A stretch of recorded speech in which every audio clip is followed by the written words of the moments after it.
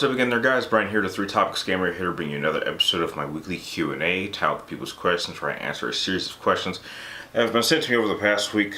We got a pretty average episode, nothing out of the ordinary. There was definitely a much wider range of questions this time around. However, there was a series of questions that, some people were able to answer in the comment section, and then there were questions that I was able to answer in the comment section, but there's definitely a much higher concentration of questions for this particular episode. We have 6 of them, all regulars, nothing out of the ordinary, pretty standard.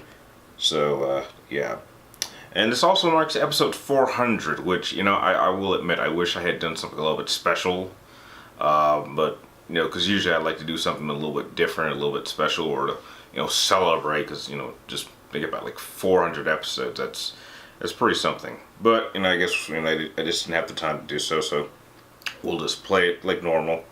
So, starting off with the first question, coming from Brady Bourke, and he wants to know, what is my favorite RPGs? Favorite RPGs off the top of my head, like Final Fantasy X, 7, Ni no Kuni 1, Persona 5, Chrono Cross, Chrono Trigger, Kingdom Hearts, pretty standard. Games have gotten a good amount of reputation over the last, I'd say like almost 3 decades. So those are just the ones that just pop off the top of my head. Next question comes from Sidious. You want to know, are there any games I played that I didn't enjoy at first but came back and eventually did? No, I can't think of anything that I didn't like it at first and then I did. I think the closest thing to something like that example that you're mentioning is maybe The Last of Us, but the thing about it is, The Last of Us I thought was an okay game the first time I played it, but I didn't think it was like the greatest game ever. And I didn't hate it because I hated it. I hated it because everyone was talking so much about it and people just would not shut the hell up about it. Someone I know, apparently has been keeping track of me on PlayStation, and I happened to see that I did go back and play The Last of Us Remastered, and my thoughts haven't changed. I mean, it's a well-made game. I just don't think it's like the greatest thing since bread and butter. I don't think it's the greatest game of all time. I mean, look at it for what it is. It's a well-made game. It's from Naughty Dog. You know what to expect from Naughty Dog. They always make quality games. I mean, these are the folks that created Uncharted, and I think the Uncharted franchise is definitely one of the top 5 PlayStation franchises that's ever existed.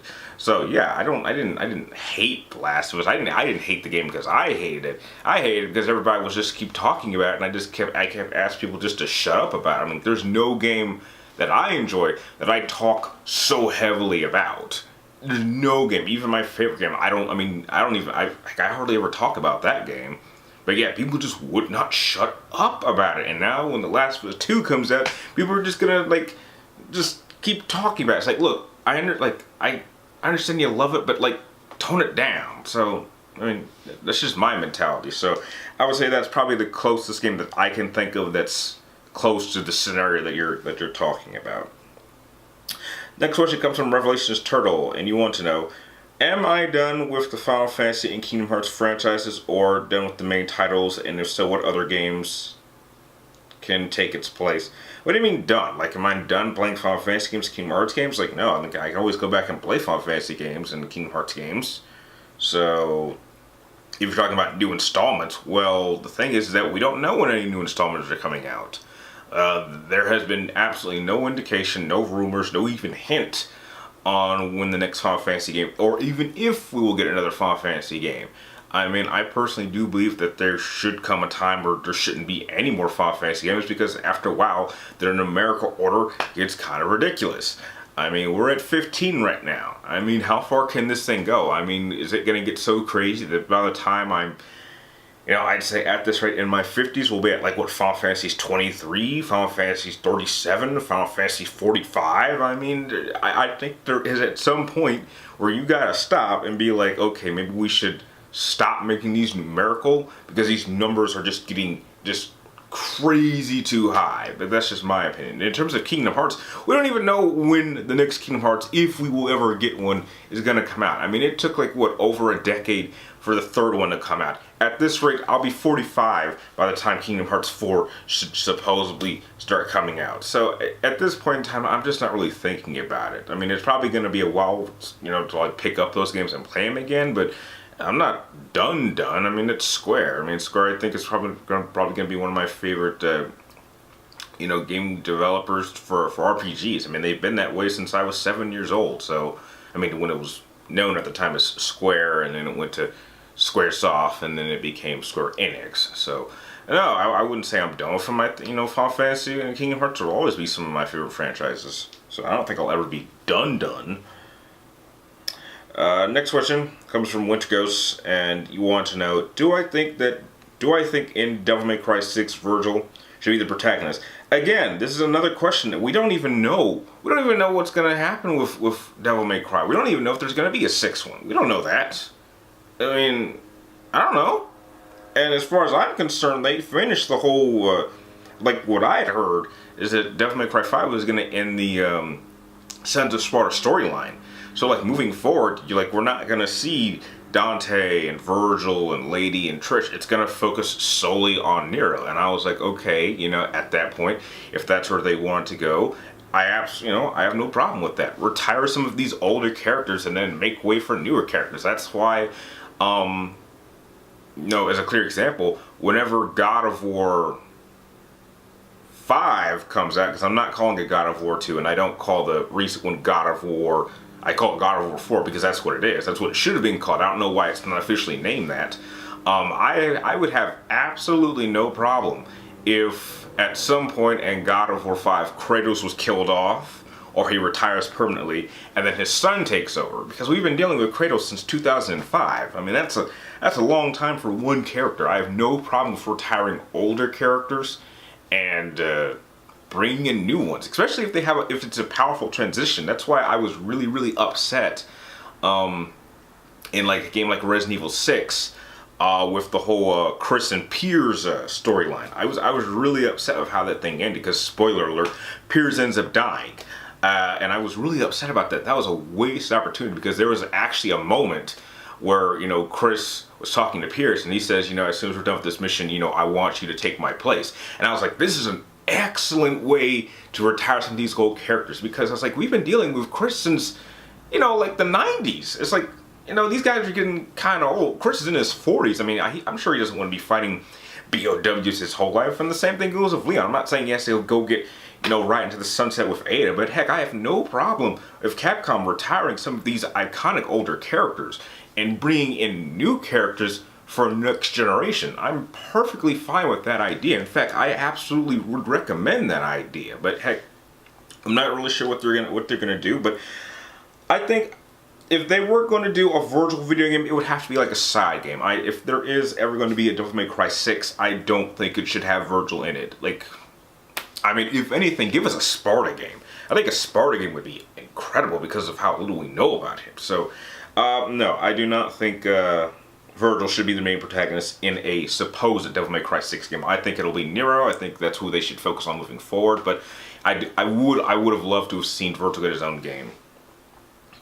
Next question comes from the Batman of Neo Gotham, and you want to know, what do I think is going to be the next for you after the end of your Versus series? I don't know. I mean, just looking forward to 2020. I don't know. I'm just trying to keep myself as busy as possible. Like, I've already scheduled out what game reviews I'll be doing.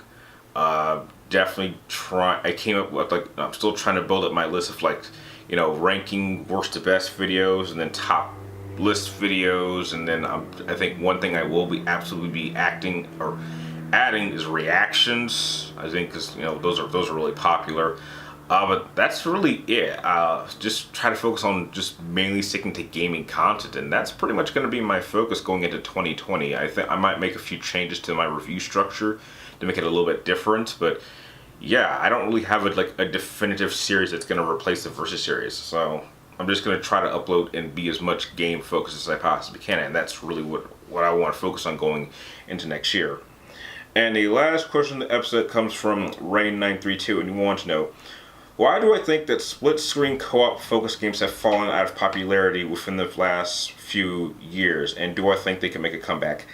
I think the reason that they've pretty much fallen out of order is there aren't many people. I mean, this isn't true across the board because I know I do it, but I think that most games that people want to play with each other would prefer to play it online.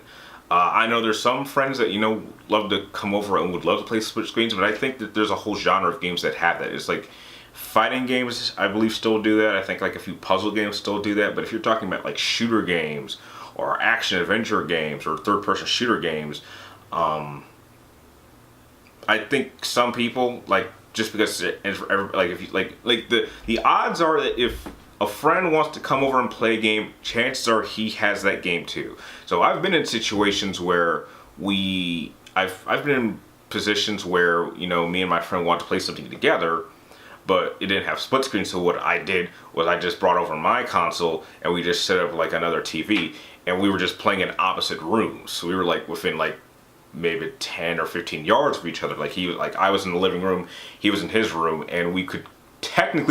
We didn't need headsets. And we were playing together. I think that's as close as it got. But do I think that split co-ops will make a comeback? I don't know. It's unlikely at this point. Simply because I think that as things are getting more digital, people at this point everybody has a console and it's really easy to get. So I don't think there's a chance that it will make a comeback. I do think it's an old style of gameplay style that is kind of past its prime. I think honestly, because I think to be honest, like I can't think of a single PlayStation 4 game that does that.